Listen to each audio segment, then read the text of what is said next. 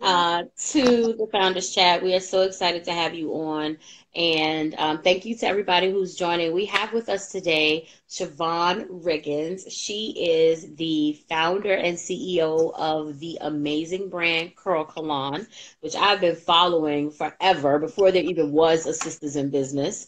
And so thank you so much for being here with us today and for dealing with all the technical difficulties that we've been going through. So I'm going to go ahead and let you introduce yourself to everyone, tell them a little about you and about Curlkalon. Sure. Well, thank you for having me, and I'm glad we're here.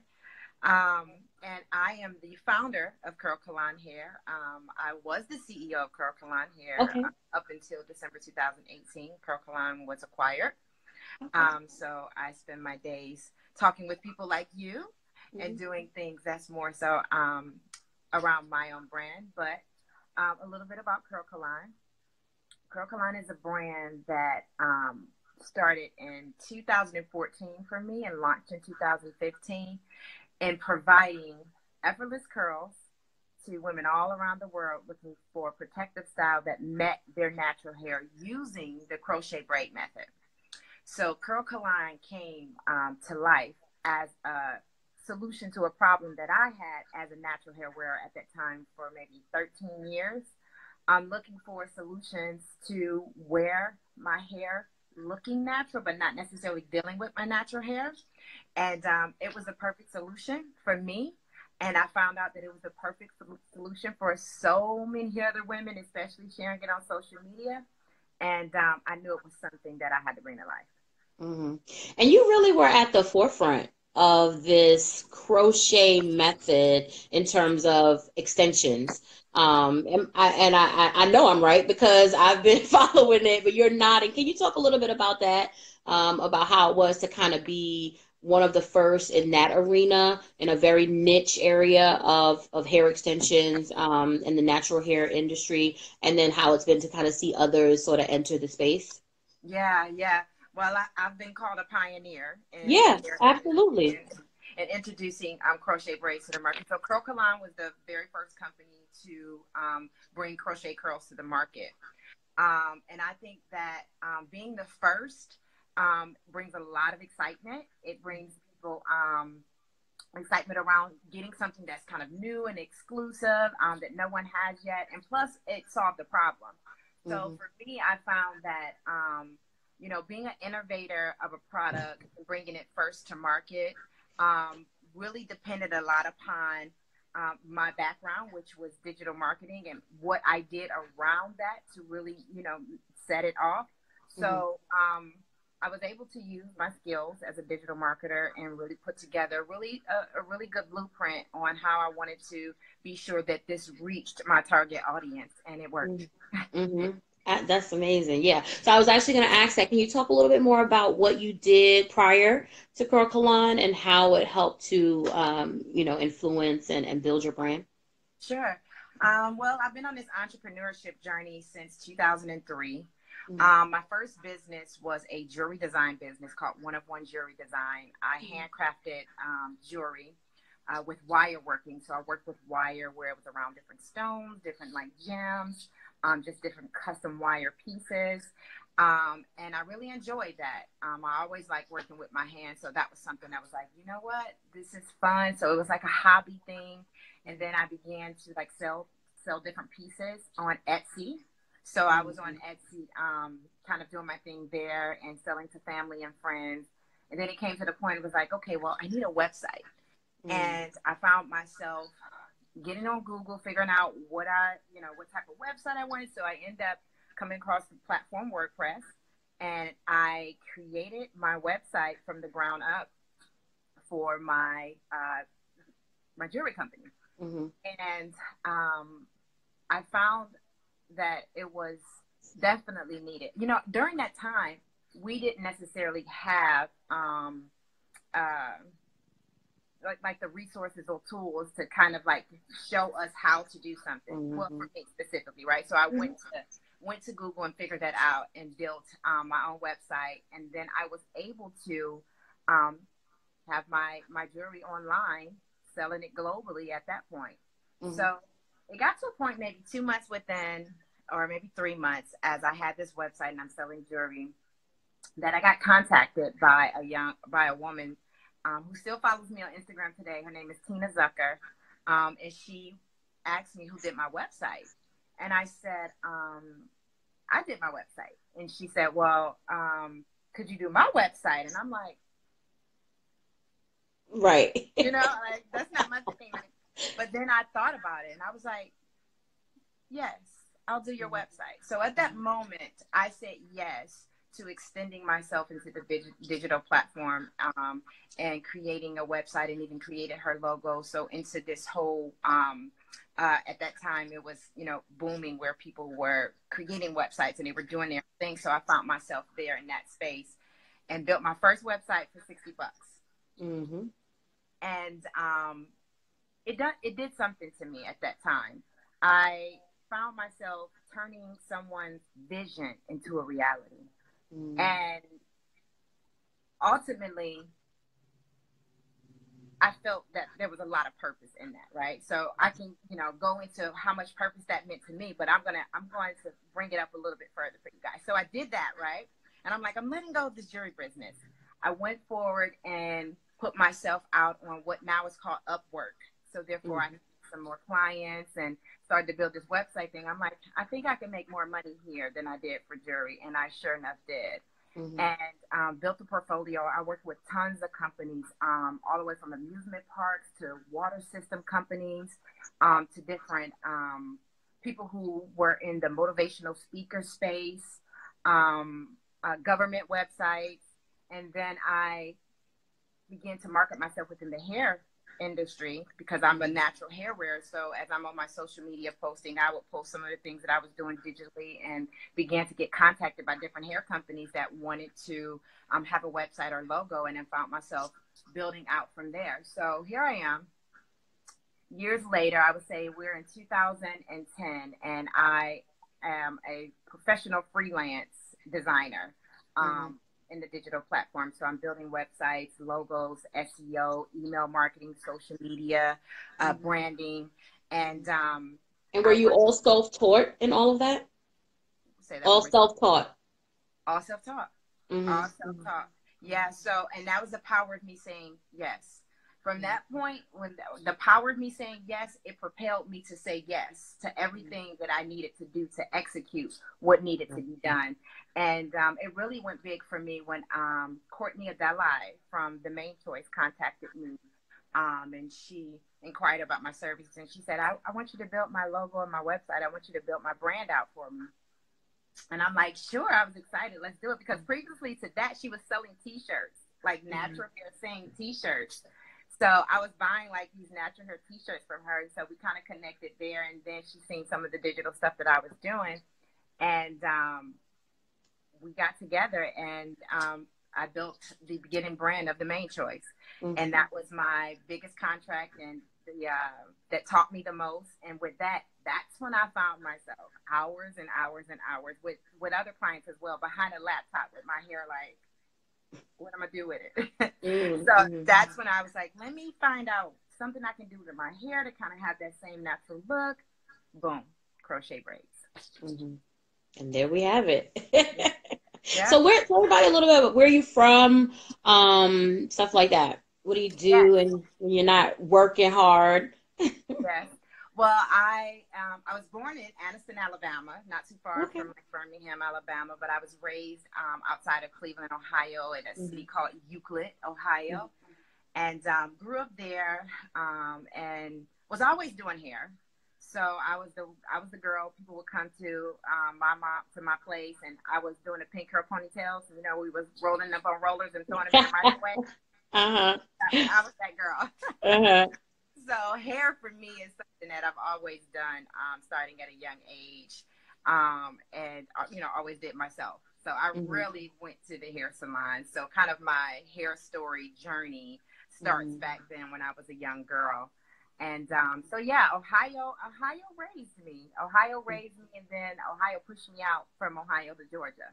So yeah, I knew that it was a lot of opportunity here in Georgia, especially me connecting with the hair industry in the natural hair market. A lot of people were here. There were big groups here, and that's one that's still here, like the natural hair community group that you can go and meet up.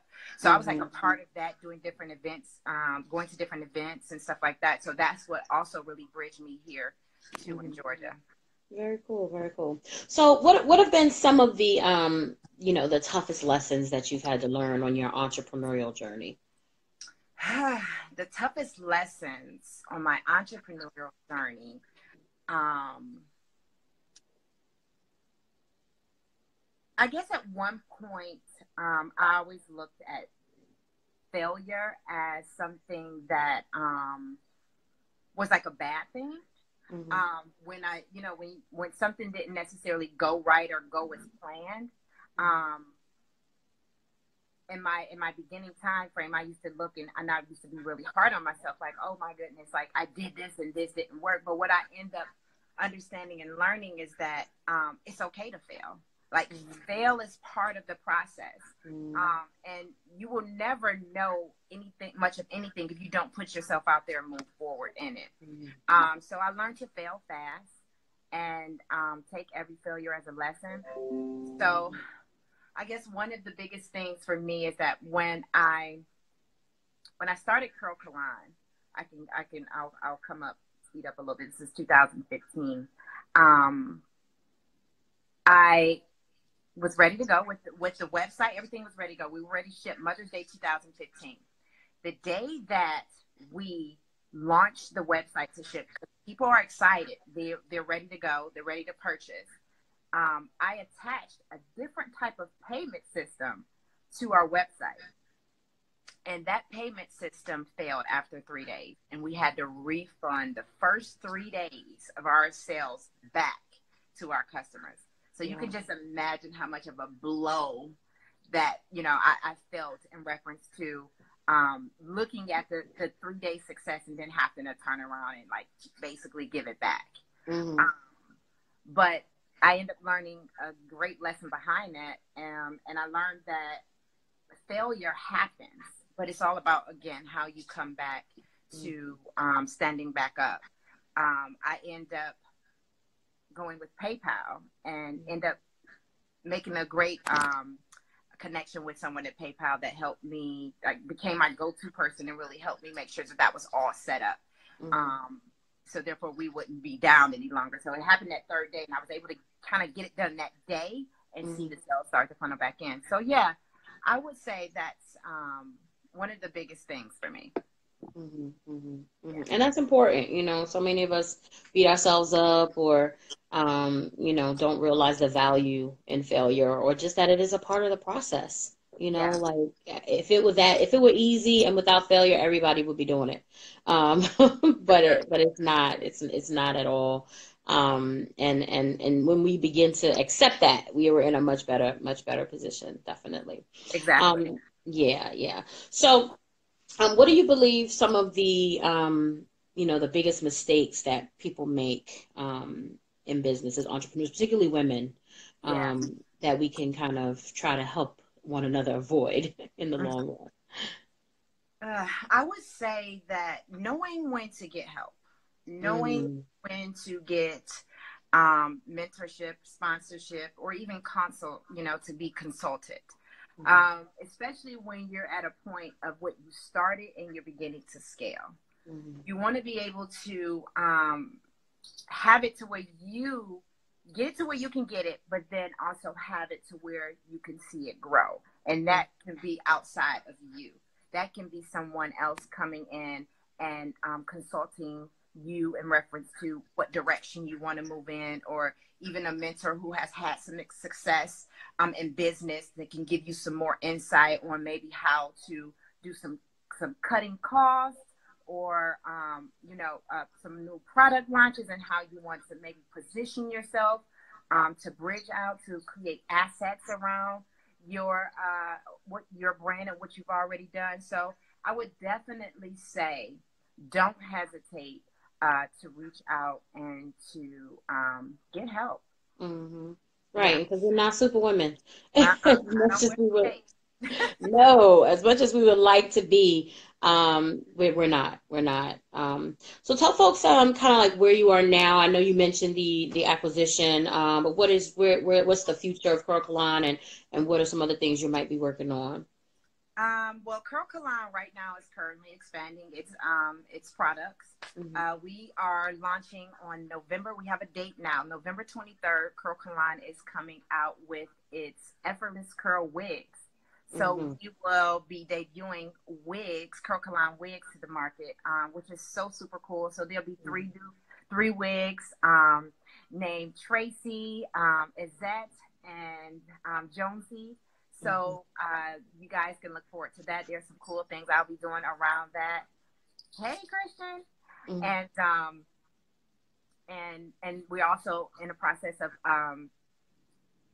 teaming with Walmart to be the first brand to have an extension category on Walmart.com platform. So we're excited about that.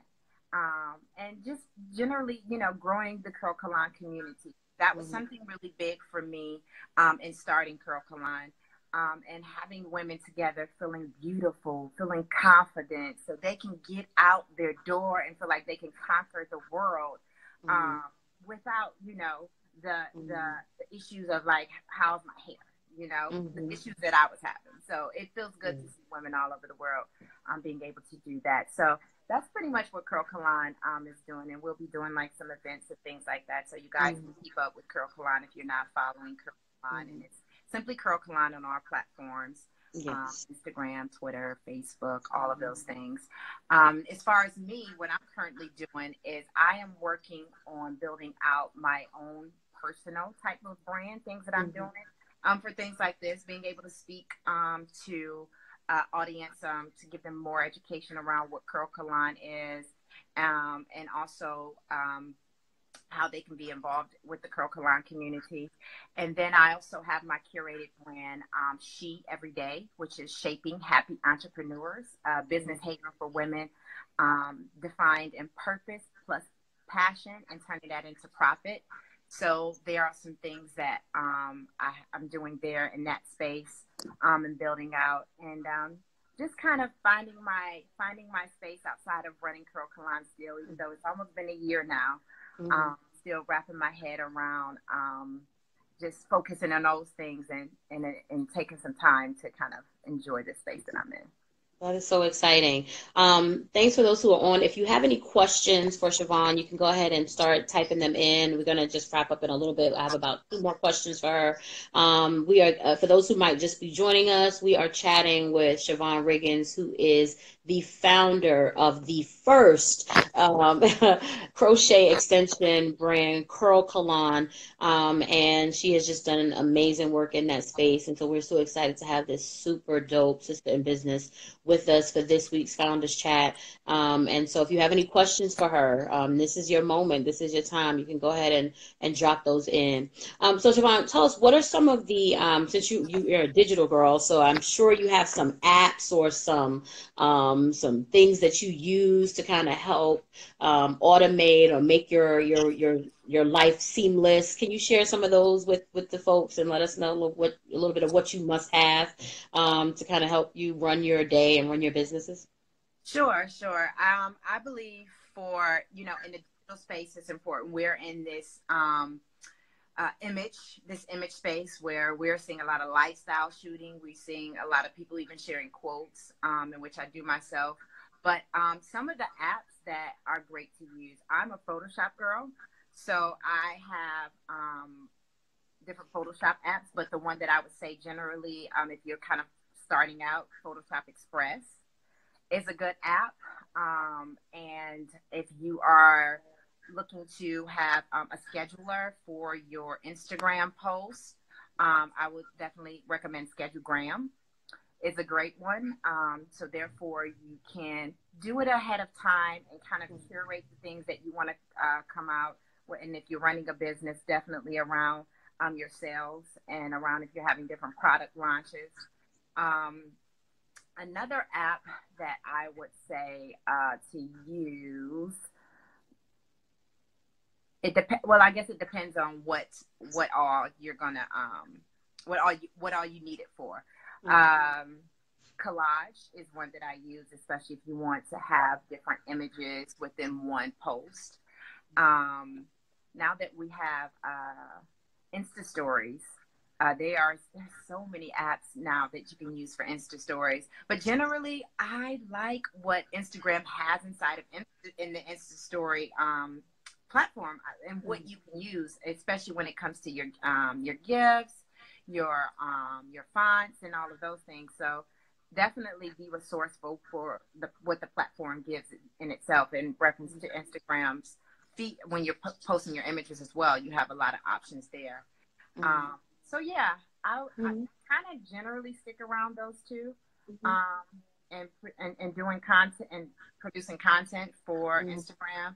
But I'm pretty sure there are others. If you guys have any, feel free to share some as well. Yeah, absolutely, absolutely.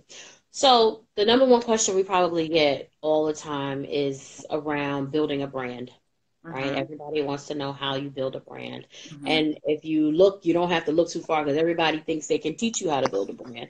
But you have done just that.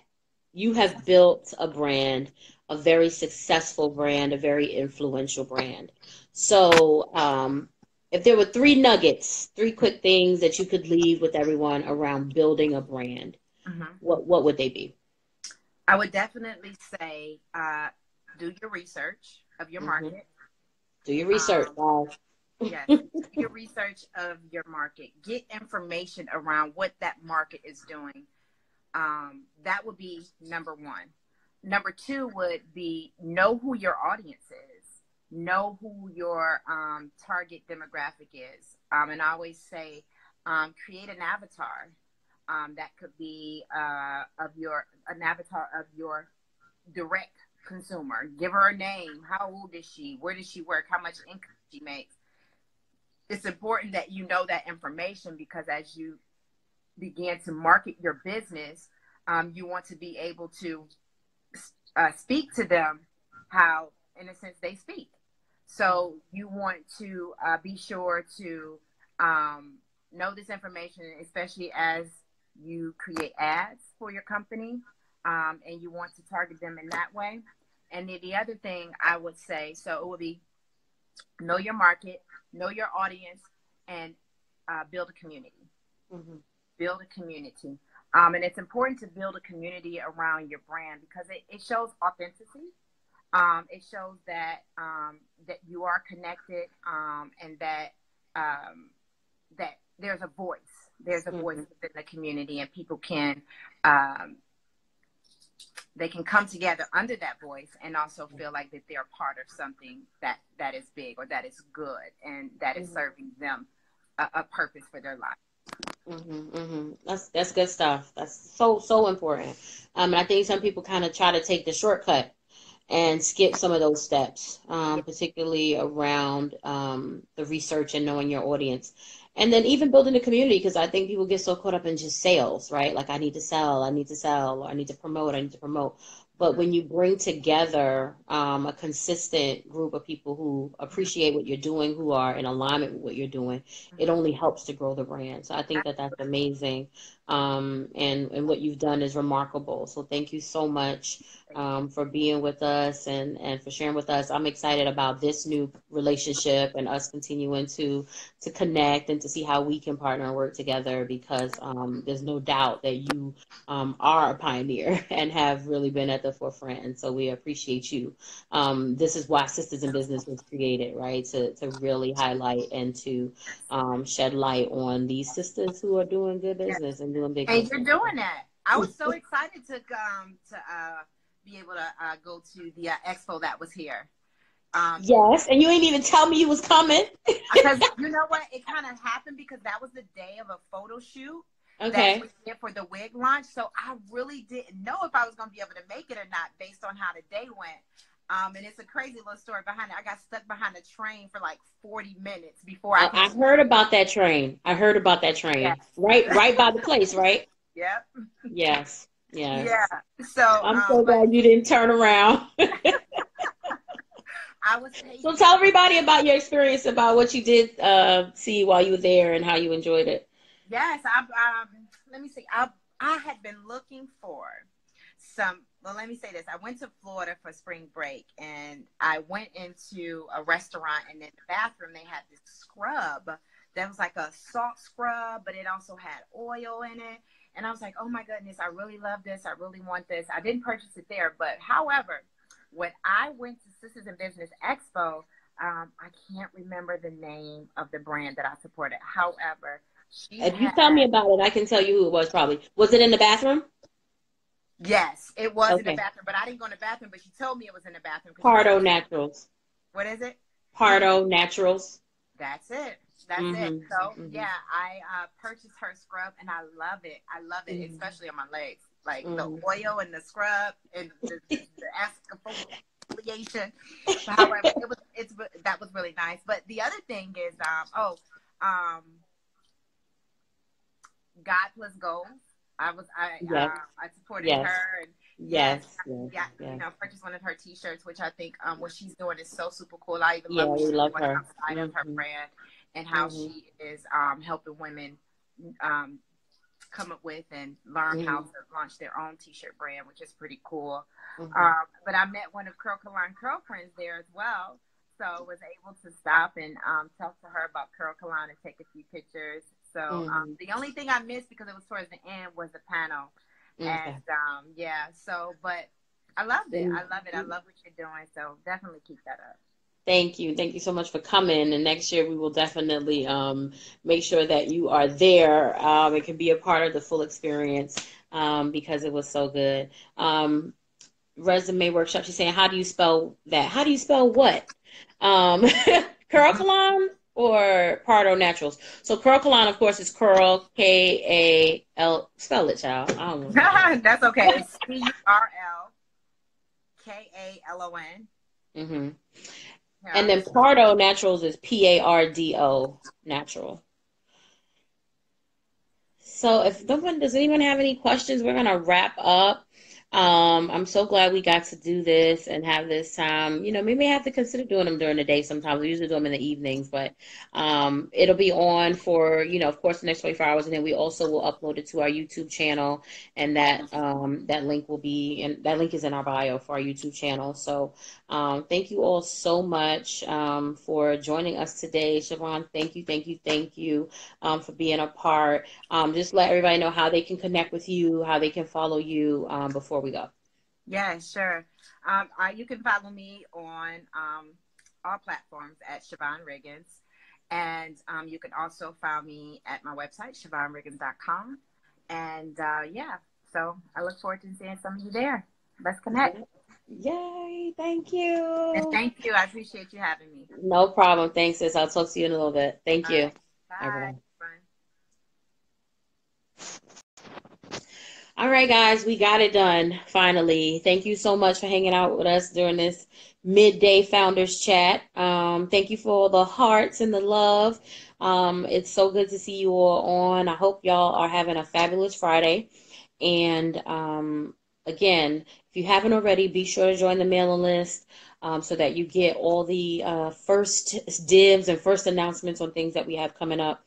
Remember, this weekend, tomorrow, Saturday, we will be at Brooklyn Girls Night Out in Brooklyn. The Sisters in Business shop will be there, and we'll be selling our merchandise. So if you want to come by and get your When My Sister Wins or About My Black Owned Business and other stuff, we'll be there. Also, next week we will be making some big announcements about the 2019 tour, so stay tuned for that as well. If you believe in the power of prayer and you know that you need something greater than you to do this entrepreneur life, then be sure to check out our weekly prayer cast every Monday at 7 a.m. This is a live podcast where we pray, so you can register for that. There's a link in our bio, of course, and on our website. And yeah, we have some other announcements that'll be coming up. So, oh yes, we will be at MoguleCon. Thanks, Sissy. We will be at MobileCon also in Atlanta next weekend. MobileCon is an amazing 3-day conference about business and growing and establishing great brands. And Sisters in Business Shop will be there as well for the expo on Friday and Saturday, Friday night and Saturday. So you can go to MoguLCon, that's MOGUL Con. Check out their page for tickets and other information. You'll also be able to get your Sisters in Business merchandise there. Shout out to our Atlanta team who will be handling that. And you never know, we might be popping up near you soon. But in the meantime, if you're not going to be in Brooklyn tomorrow or in Atlanta next Saturday and you want to get your Sisters in Business merch, you can go to our website. Or you can just go to SIBEXPOshop.com. And we have all the items and varieties there and everything. And if you're on our mailing list, you should check your email because you got a special offer for the SIBEXPO shop there as well.